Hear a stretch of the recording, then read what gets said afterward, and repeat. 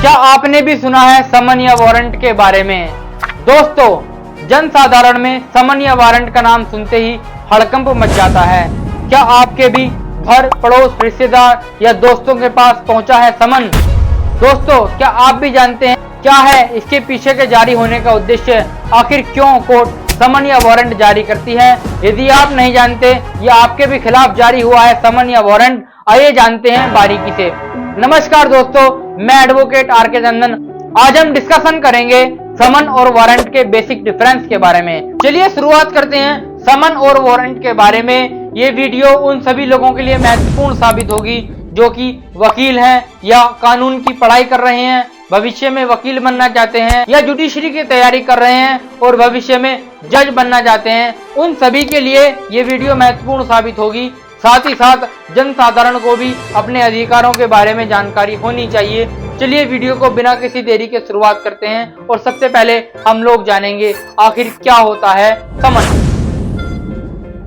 दोस्तों, समन एक सूचना प्रपत्र होता है जिसको हम साधारण भाषा में कोर्ट का बुलावा भी कहते हैं। दूसरी तरफ वारंट को हिंदी में अधिपत्र कहा जाता है, जो कोर्ट के द्वारा जारी की गई एक आदेशिका होती है। दोस्तों, समन डायरेक्टली किसी व्यक्ति को पर्सनली सर्व किया जाता है, जबकि वारंट किसी थर्ड पर्सन यानी कि पुलिस ऑफिसर या किसी व्यक्ति को रेफर किया जाता है किसी अन्य व्यक्ति को गिरफ्तार कर ऑनेबल कोर्ट के सामने पेश करने के लिए।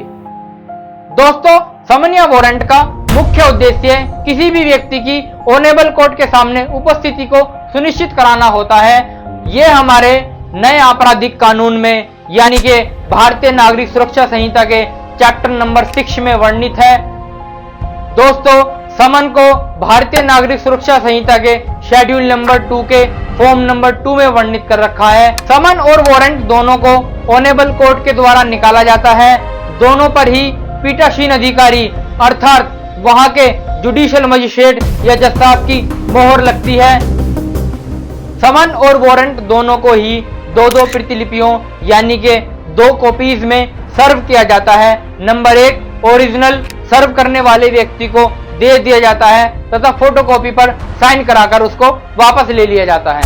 आइए जानते हैं इन दोनों के सबसे मुख्य अंतर के बारे में। दोस्तों, समन हमेशा व्यक्ति के खिलाफ जारी होता है या व्यक्ति को जारी होता है, जबकि वारंट हमेशा थर्ड पर्सन यानी कि पुलिस को जारी होता है। अगर किसी कॉर्पोरेट सोसाइटी को समन भेजना है तो उसके मैनेजर या हेड को समन भेजा जाएगा।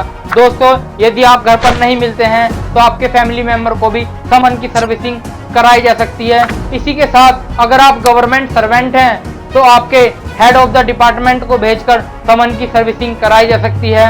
यदि आप गवाह हैं या गवाहों को समन की सर्विसिंग करानी है तो स्पीड पोस्ट के माध्यम से गवाहों को समन की सर्विसिंग कराई जाती है। आइए अब हम जानते हैं वारंट के बारे में। वारंट कितने प्रकार के होते हैं, वारंट का क्या ड्यूरेशन होता है, वारंट पर ना जाने पर क्या होता है, क्या होते हैं बेलेबल वारंट, क्या होते हैं नॉन बेलेबल वारंट। इसी के साथ साथ वारंट को रिकॉल कैसे कराते हैं, वारंट को रिकॉल ना कराने पर आपको किन परेशानियों का सामना करना पड़ सकता है, इन सभी के बारे में जानते हैं डिटेल में। अगर हम वारंट के ड्यूरेशन के बारे में बात करते हैं तो दोस्तों, किसी भी वारंट का ड्यूरेशन तब तक बना रहता है जब तक उस वारंट को एग्जीक्यूट ना कर लिया जाए। और एग्जीक्यूशन ऑफ द वारंट का मतलब होता है पर्सन की गिरफ्तारी। जिसके खिलाफ वारंट जारी किया गया है, जब तक उस व्यक्ति की गिरफ्तारी नहीं हो जाती है उस वारंट को एग्जीक्यूट नहीं माना जाता। इसी के साथ साथ वो वारंट तब तक भी बना रहता है जब तक जिस कोर्ट ने उस वारंट को निकाला है, यदि वो कोर्ट खुद उस वारंट को कैंसिल कर देती है तो वारंट रद्द हो जाता है, वरना वारंट ऐसे ही बना रहता है। आइए सबसे पहले जानते हैं बेलेबल वारंट के बारे में। यदि अभियुक्त के द्वारा किया गया अपराध बेलेबल है, जमानतीय है, तो कोर्ट हमेशा उसके जमानतीय वारंट यानी कि बेलेबल वारंट ही निकालती है।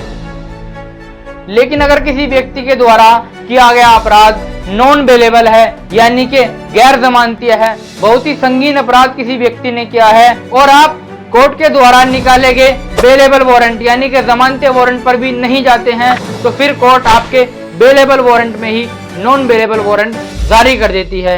आइए जानते हैं वारंट का एग्जीक्यूशन कौन कराता है और ये किस तरीके से होता है।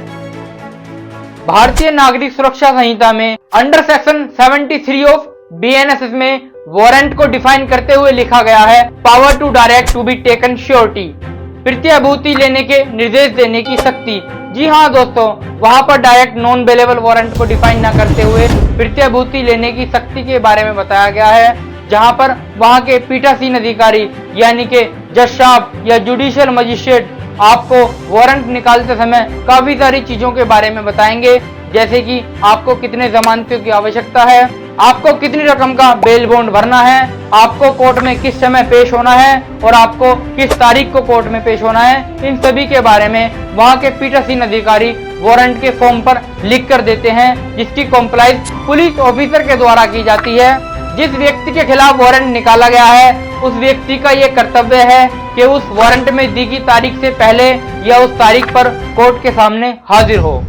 जैसा कि मैंने आप लोगों को बताया, वारंट हमेशा पुलिस ऑफिसर को रेफर होता है, लेकिन आपको जानकर हैरानी होगी, वारंट एक से ज्यादा पुलिस ऑफिसर या कभी कभी पूरे स्टेट की पुलिस को एक साथ वारंट एग्जीक्यूट करने के लिए दे दिया जाता है। आपने फिल्मों में भी देखा होगा, काफी बार ये अनाउंसमेंट होता है, किसी व्यक्ति को हमारे सामने पेश करें, जिंदा या मुर्दा। कभी कभी पूरे स्टेट की पुलिस को एक साथ वारंट एग्जीक्यूट करने के लिए दे दिया जाता है। उस समय पर पूरे स्टेट की पुलिस का यह कर्तव्य है कि उस व्यक्ति को पकड़कर कोर्ट के सामने पेश करें, उस वारंट को एग्जीक्यूट करें। क्या आप जानते हैं एक साधारण व्यक्ति भी वारंट को एग्जीक्यूट कर सकता है? जी हाँ, एक साधारण व्यक्ति भी किसी अभियुक्त को पकड़कर कोर्ट के सामने पेश कर सकता है, किसी भी व्यक्ति को गिरफ्तार कर सकता है। जी हाँ दोस्तों, अगर किसी वारंट का एग्जीक्यूशन इमीडिएटली होना है और वहां पर कोई पुलिस वाला या पुलिस ऑफिसर अवेलेबल नहीं है, तो उस समय पर किसी भी व्यक्ति को वारंट एग्जीक्यूट करने के लिए रेफर किया जा सकता है। लेकिन दोस्तों, ध्यान देने लायक बात यह है, जो व्यक्ति उस वारंट को एग्जीक्यूट करेगा, यानी कि जिस व्यक्ति के खिलाफ वारंट जारी किया गया है, उसको गिरफ्तार करेगा। गिरफ्तार करने के बाद बिना किसी देरी के निकटतम पुलिस स्टेशन में पुलिस ऑफिसर को उस व्यक्ति को कमिट कराएगा। जी हाँ, उसको सुपुत्र कर देगा या फिर उसको पेश कर देगा और उसके बाद निकटतम पुलिस ऑफिसर उस व्यक्ति को तुरंत बिना किसी देरी के ऑनेबल कोर्ट के सामने पेश करेगी। आइए अब हम जानते हैं आखिरकार वारंट किस व्यक्ति के खिलाफ जारी होता है। दोस्तों, भारतीय नागरिक सुरक्षा संहिता की धारा 75 हमको बताती है, कोई भी चीफ जुडिशियल मजिस्ट्रेट या फिर जुडिशियल मजिस्ट्रेट फर्स्ट क्लास किसी भी उद्घोषित व्यक्ति को, किसी भी दोषित व्यक्ति को, किसी भी भगोड़े या उद्घोषित व्यक्ति को या फिर ऐसे व्यक्ति को जिसने कोई गैर जमानती है और अपनी गिरफ्तारी से बच रहा है, उन सभी के खिलाफ नॉन बेलेबल वारंट या बेलेबल वारंट जारी किया जा सकता है।